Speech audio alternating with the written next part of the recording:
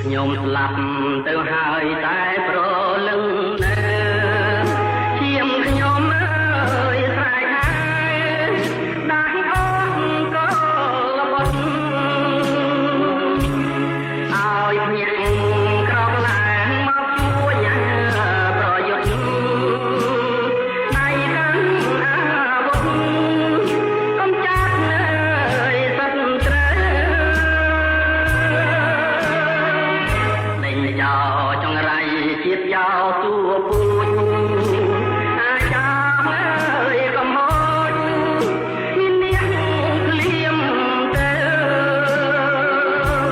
ទឹកដីខ្មែរយើងក៏ពូជញ៉ាកូនចៅដូច្នេះខ្មែរត្រូវខំថែរាំងសាបំរែឈាមខ្មែរអ្នកស្នេហាជាតិណាយប្រយខែម្ដងទៀតអជាងខែម្លាក្រោកឡើងកូនខ្មែរទៅត្រែ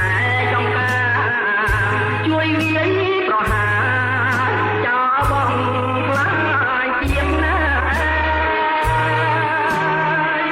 កំចាត់ឲ្យអងឈាមថោកចង្រៃកុំបងអើយអង